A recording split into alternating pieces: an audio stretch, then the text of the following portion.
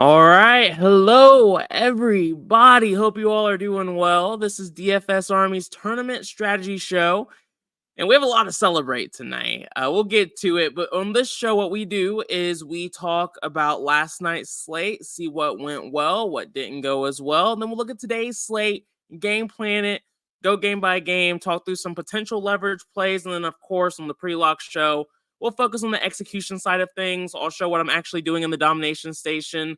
We'll look at core plays, leverage plays, all the small changes in between, all the good stuff. So anyway, good to see you all. Thomas, what's up, man? Hope you're doing all right. Let's talk about the good stuff, right? Let's see. Last night we had a $100,000 winner, Vita 6129. Welcome to the 100K club. He crushed, man. He freaking crushed it. Usually I have a screenshot or I'll share the winning lineup, but we have a DFS Army member taking stuff down. We got to talk about it. We'll start off with Jamal Murray. He made a lot of sense. I believe we had a min on him in the pre-lock show. That made sense. Sam Hauser was a core play last night. That obviously went well. Karis LeVert was someone that, as we got towards the end of the pre-lock show, we started to make sure he showed up a bit more. Fontecchio was a core play for me last night. I made that change, not on the pre-lock show, but once we got the news that was it Thompson? I think it was Asar Thompson out and Fontecchio was starting. He made a lot of sense, so I moved him to a core play. Duran was someone that we were over the field on as well. Pritchard was a late swap. I believe Vita mentioned this himself. In our Discord, we have fantastic coaches like B-Dubs, Upper Slad, Madness. I think Mutt's in there sometimes, just giving people advice. And once we saw Peyton Pritchard move into the starting lineup, Pritchard was the guy to get in there. So for me, I had a good night. Wasn't great because I didn't make that late swap to Pritchard. I was doing stuff. But if you were able to get that late swap to him and you kept Hauser in the same line, fantastic matchup. I think most people just did one or the other, though. And then our guy, Grady Dick. We had a lot of conversations about him yesterday on the pre-lock show. B-Dubs had a really good joke about not wanting too much, but he was definitely still significantly over the field. And then Jokic was someone that we forced exposure to because we had plenty of money to spend with all the value we had last night. So fantastic job to him. Love seeing DFS Army members get takedowns like this. And he's going to do a show, not a live show, but he's going to do a show on our Discord where he just kind of talks through his thought process and his philosophy around making this line. He even talks about how he wasn't having a great NBA season. And he almost didn't play last night, but he decided to bite the bullet and do it, and it panned out. There were so many other DFS Army members who crushed last night. Young MC the King did well. This is just one of his screenshots, but he placed well across the board, even in tiers. King Tut did well as well. I honestly just didn't have enough time to go through and look at all of the screenshots, but there were a ton. Congrats to everyone who did well, and those who didn't, hopefully it just reminds you that there's a chance. Like, it can happen. It's very possible. I know for me, I've had moments where I get down and then all it takes is one night. All it takes is one night. Yeah, Thomas, it was a DS lineup. Look in the Discord. He's been talking a lot about it, and he'll also be doing a voice call with Chop, another DFS Army coach, later this week. Dixon said, Josiah, just the man I wanted to see. I got a free ticket for today. Help me win 40K, please. You had a lot of dicks last night. All right. Yeah, okay. Dixon in my lineups and my me. I mean, yeah. Yeah, I get it. No worries. And a parlay. Yeah. Tickets aren't always my favorite things because you're usually going up against a lot of people. But hey, I'm always here to help. So let's go ahead and get into today's slate. Last night was great, but that's in the past. Let's focus on the future. We have the Sixers going up against the Knicks. I don't love this game. Maxi's not on the injury report, so he's coming back. Really just makes the rest of this team not look super interesting. Kyle Lowry's now in the mix, seeing decent minutes. We don't know exactly what the starting lineup will look like. There's a chance Kelly O or Buddy Hield might move to the bench. I think most people are expecting Buddy will be the guy who goes down in that 6-man role, but no one really knows. From a matchup standpoint, I don't love picking on the Knicks. Paul Reed, I've been on that train for a bit and it's been going well, but I don't like picking on the Knicks with bigs. Even with them missing a few guys, it still hasn't been going well. So I'm not looking at the Sixers tonight unless we get some sort of injury news that makes them more viable. They're also the lowest game total on the slate, which usually just doesn't present great situations for DFS. But per usual, I'm always okay with a one-off shot. It's just not a game you want to build around, but you can look at a couple of pieces. For the Knicks, it looks like OG Anunoby is questionable. He might be returning. He's been out for a while. I know he had that surgery, and so this is also just not a situation I'm overly excited about. If he returns, that's probably going to hurt Precious. That will hurt some of their bigs as well.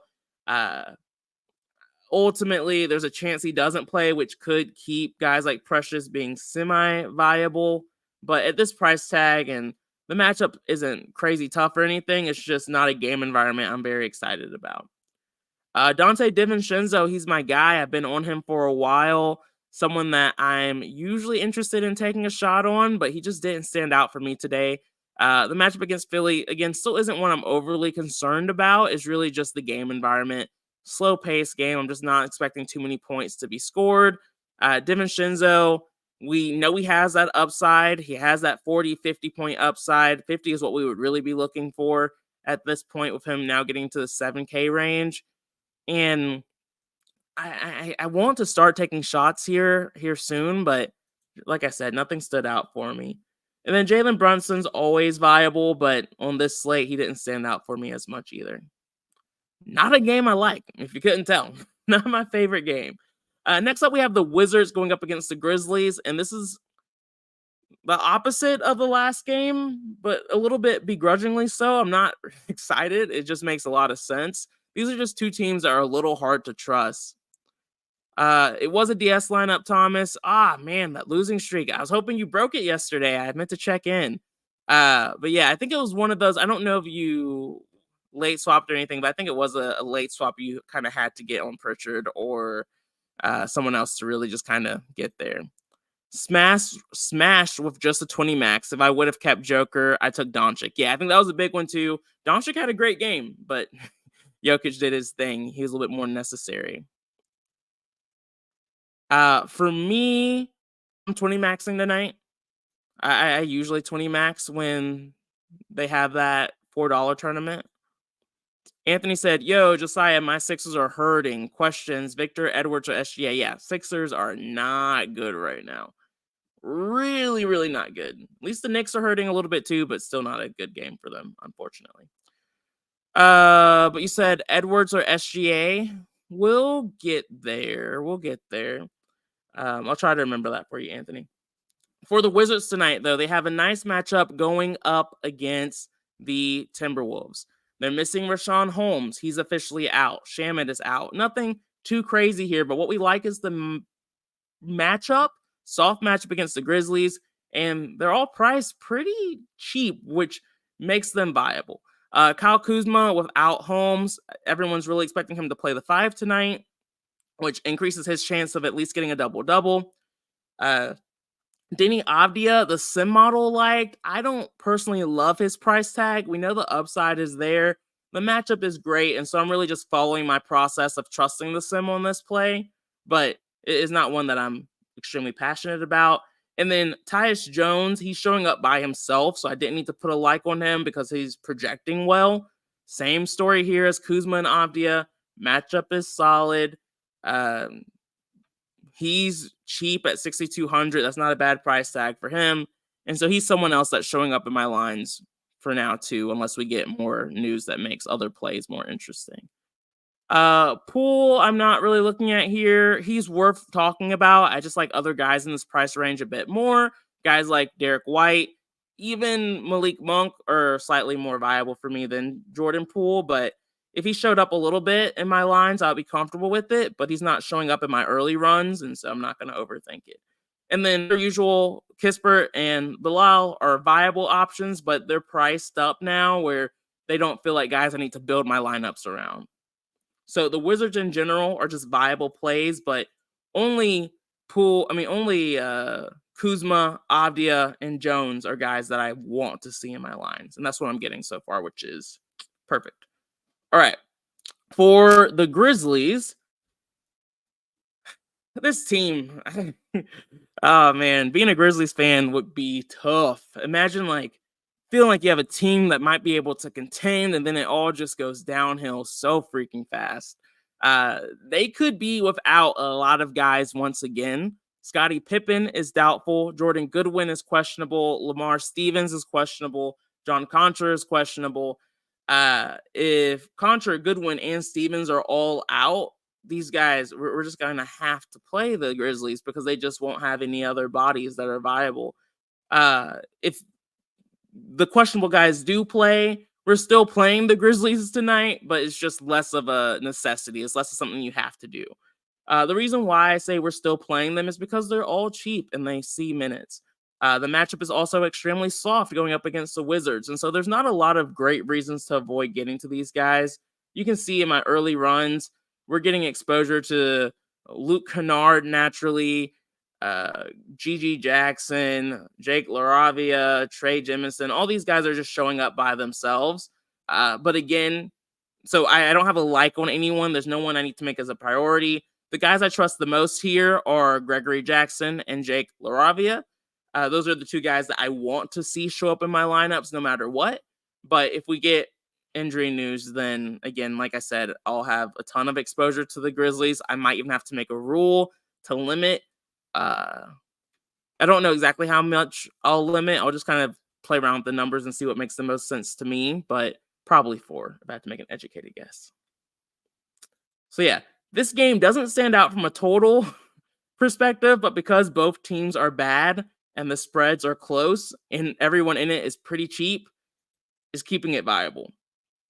Good pricing across the board for DK there.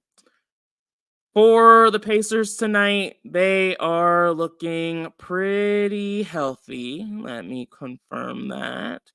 Jalen Smith was not on the injury report. James Johnson's questionable. That doesn't matter to me. And then Matherin's been out for a while now. Only guy I'm looking at here is Tyrese Halliburton. He has been in god-awful form. He has not been coming through for us, but he's still low-owned. And he's in the highest total game once again. And for me, I'm gonna eat that every time. I say it pretty often, but I just I don't get too high or too low on guys hurting me. I just know the upside's there. The matchup is solid. Game environment is perfect. And so I'm going to be significantly over the field on Halliburton. I almost made him the thumbnail, but I've used him too much lately, so I just switched it up. So yeah, I really like Halliburton. Outside of Halliburton, we know we can play bigs against the Thunder. That's been going well for us. Turner's seeing some ownership already, and he was showing up a little bit for me in my early runs, and so it didn't really feel like a necessity that I had to force him in. But I'll go ahead and put a like on him to make sure I don't forget about him later.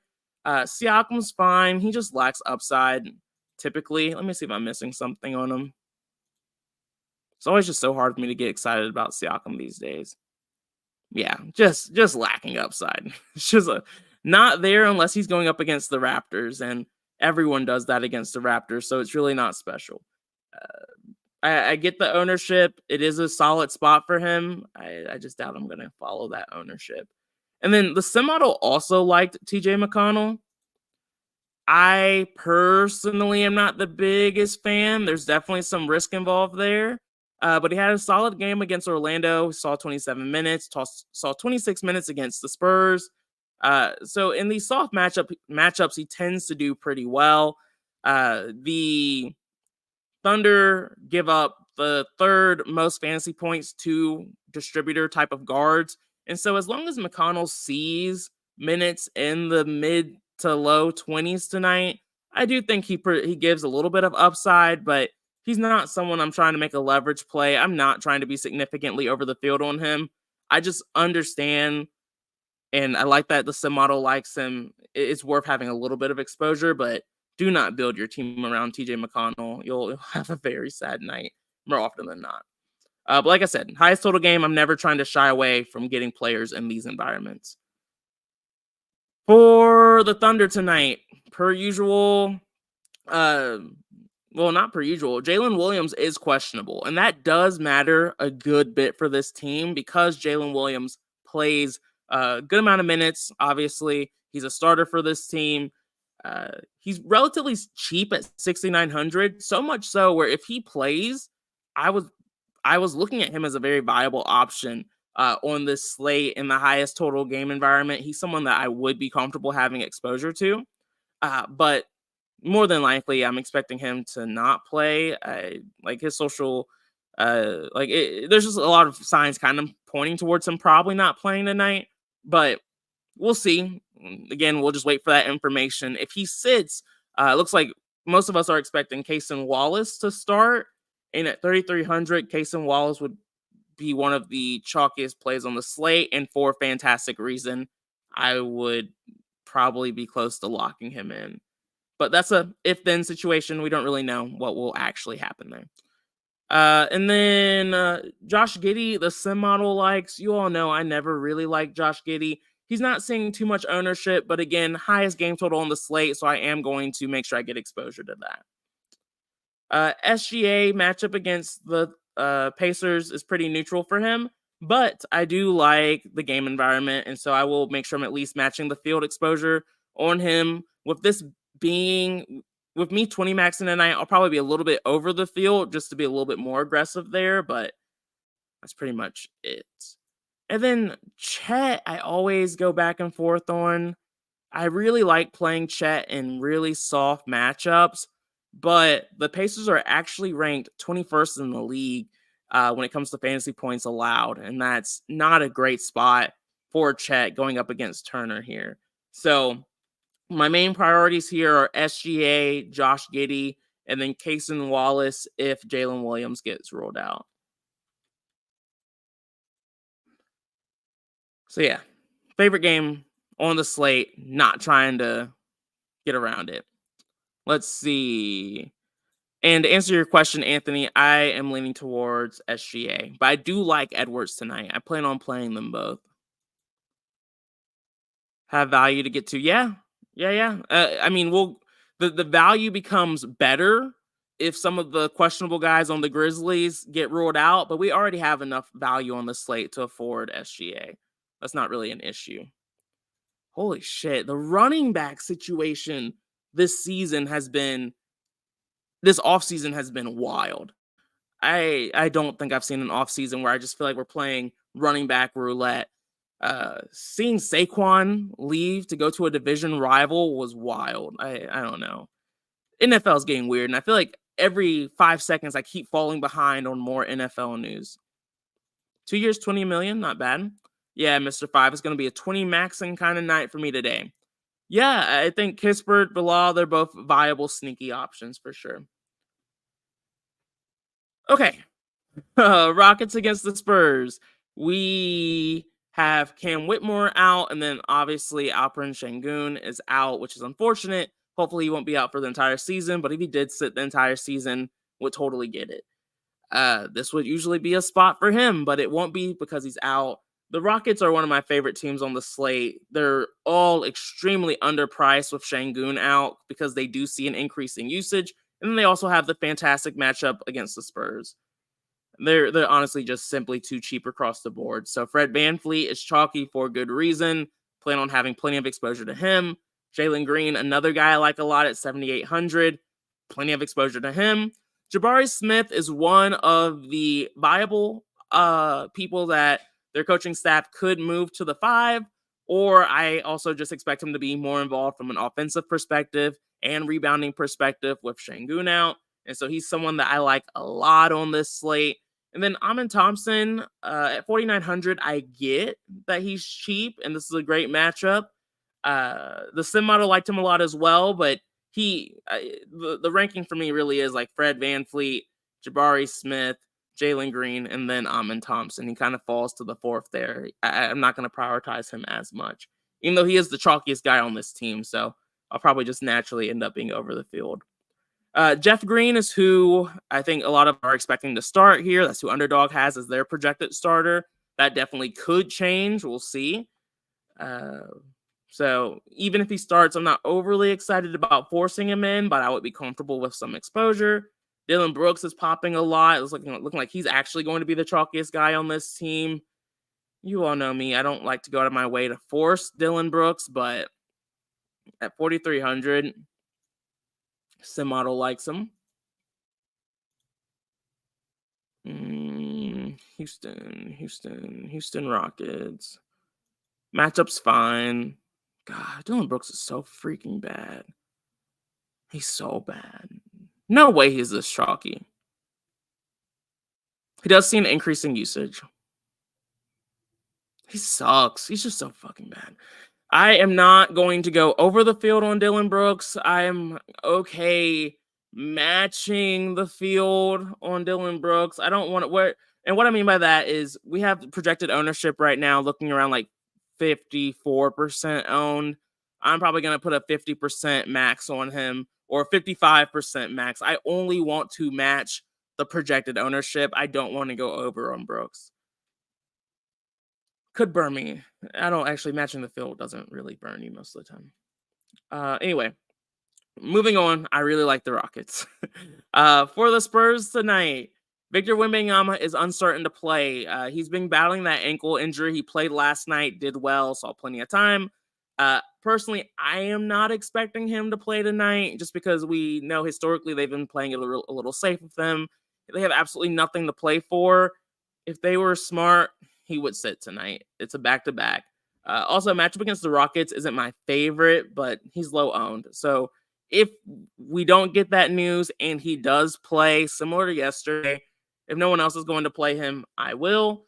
But not my favorite spot, and I'm not expecting him to play tonight. If he does get ruled out, then we know Zach Collins is the guy for us tonight at center. He will be a top priority for me. Don't love the matchup against the Rockets, but again, with Şengün gone, I do expect them to suffer a little bit more defensively, kind of like what we saw from the Sixers. Let's see.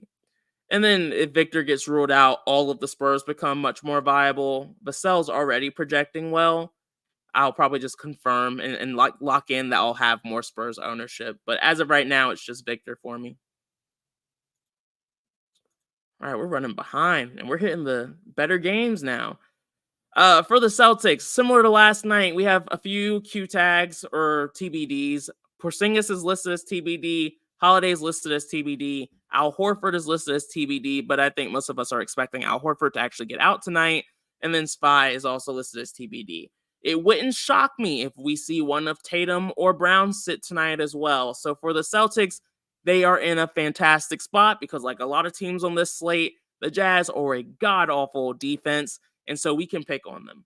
If Tatum plays, I'm getting exposure to Tatum. Potential leverage play for me. I do want to be at least slightly over the field. And then Derek White, Sim Model likes him a lot. I love the matchup. I like the game environment. I want to be over the field to him as well. I'm not planning on going back to Pritchard or Hauser or anything like that unless Holiday gets ruled out and Porzingis and Horford are out. But I don't expect that to happen. The spread is also surprisingly close, which is part of why I feel like maybe Brown or Tatum might get ruled out here. Yeah, they should have paid the running backs when they could. I don't know. Twitter on Brooks. Oh, man. Love to see it. Gotta love Twitter. All right. Anyway, for the Jazz, we have Darius Bazley listed as TBD. He signed recently. We'll see if he plays. Kenneth Lofton Jr., same situation. TBD, we'll see if he plays. Taylor Hendricks is out, and then Lauri Markkanen has been out for a while now. This was a team I thought I might like a little bit more, but I mean, I know too. I never really like picking on the Celtics too much. I mean, the obvious option here is Walker Kessler. As of this moment, I don't believe Kessler's showing up for me too much, only around 15%. He is priced extremely well at 4,900. Again, we have some value from did I talk about? Okay, I did talk about Amon. I thought I didn't for half a second. For the Jazz, we have a lot of value from the Houston team that's a little underpriced, from Memphis guys who are underpriced potentially of injuries. So value's not really a thing that we have to have, but Walker Kessler is just another guy you can put in that rotation of viable value plays on this slate. And he's really the only Jazz I'm looking at as of right now, assuming everyone stays healthy. I don't like picking on the Celtics, just typically not a winning strategy. Uh, if I had to take a shot on one, because this is the second highest total, well, third highest total game on the slate, you could talk me into taking a shot on Clarkson or Sexton here, but that's pretty much it. Maybe even George, but I don't really focus on Sexton or Clarkson. But as of right now, I'm not forcing it. All right, for the Bucks, this game has the second highest total on the slate. Did we just? I feel like we got some Chris Middleton news right when we went live. Yeah, okay. Middleton is going to be out, which really makes this team much more viable for me. Originally, it was looking like Chris Middleton might actually return for the first time in a while, and that just makes this team very, very gross. It would have made me still play Giannis because Giannis tends to do better when he has actually talented players around him. But Giannis is someone that I'm looking at as a potential leverage play. Super low owned. Like I mentioned with SGA, we have the value to be able to afford these guys on this slate. The Kings are giving up the 7th most points to versatile forwards, which makes this a fantastic spot for Giannis. So, I mean, I can basically guarantee to you he will be a leverage play for me tonight, but, I don't like to guarantee because you just never really know what will happen by the time we get to lock. But I really like Giannis tonight. He's one of my favorite pay up options on the slate. I touched on it. I do like Victor, Edwards, and SGA, but Giannis is my. Oh, wait. Let me confirm that before I say it. I don't really think Victor's going to play tonight.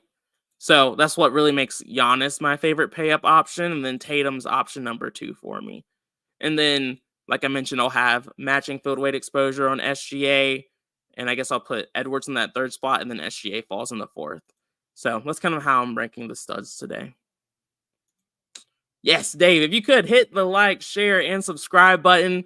It really does help a lot. We're trying to keep this show going for next season and the pre-lock show. So if y'all could continue to just show that you're watching and supporting, always appreciate it. So yeah, I like Giannis. He's really my top priority here. I wasn't looking too closely at Lillard with, again, we all thought Chris Middleton was going to be returning, and that made the decision pretty easy for me not to want to take too many shots on Damian Lillard. But with Middleton out, it does make him slightly more viable. I still think we have better guard options on the slate. If he showed up by himself, I would have been okay with it, but he's not someone I'm looking to force in tonight.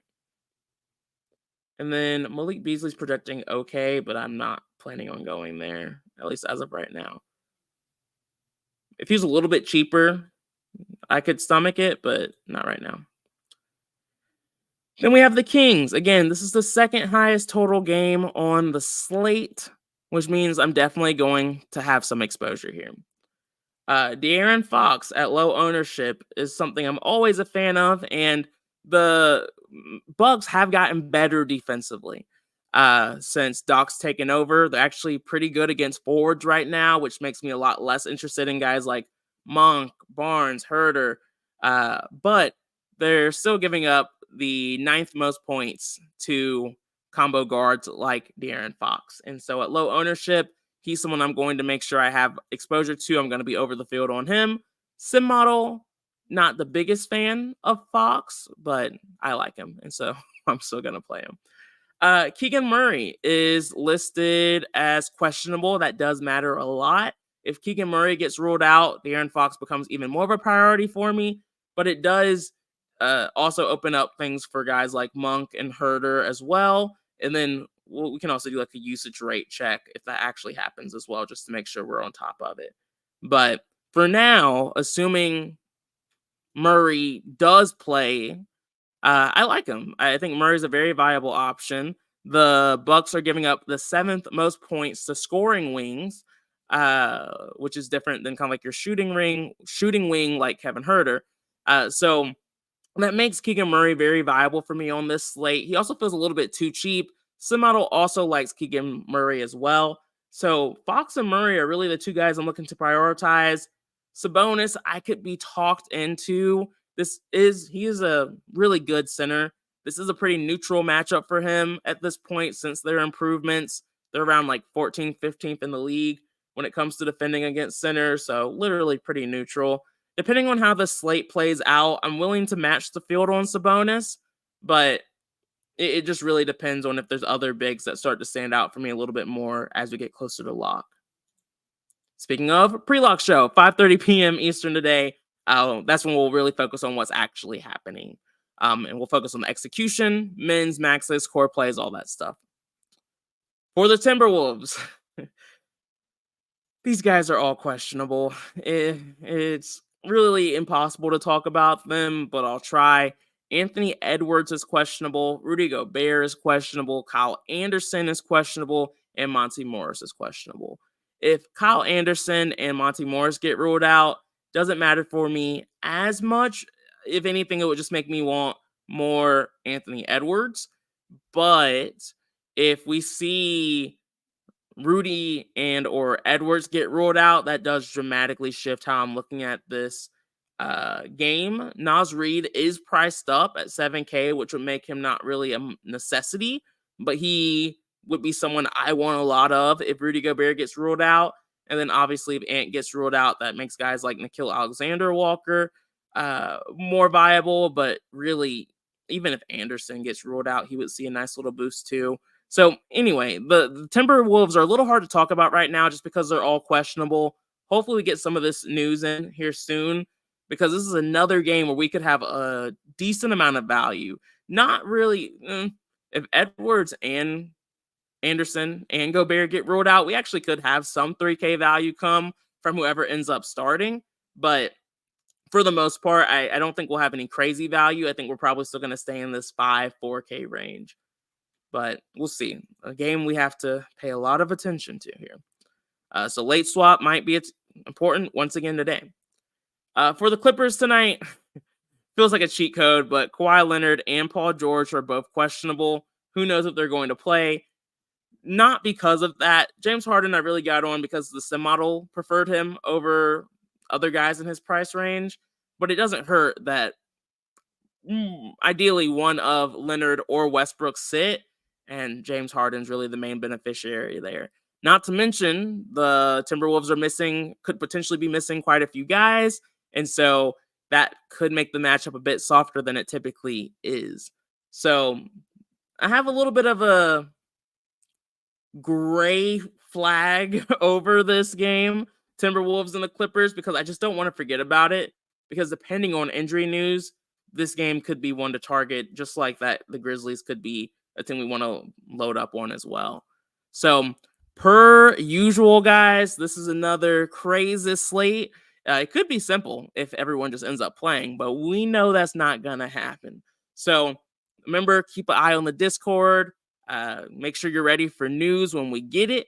But I'm liking the slate so far, so we'll see where it goes. We'll see you all on the pre-lock show at 5:30 p.m. If not, I'll see you tomorrow. Peace out. Have a good one. Bye, guys.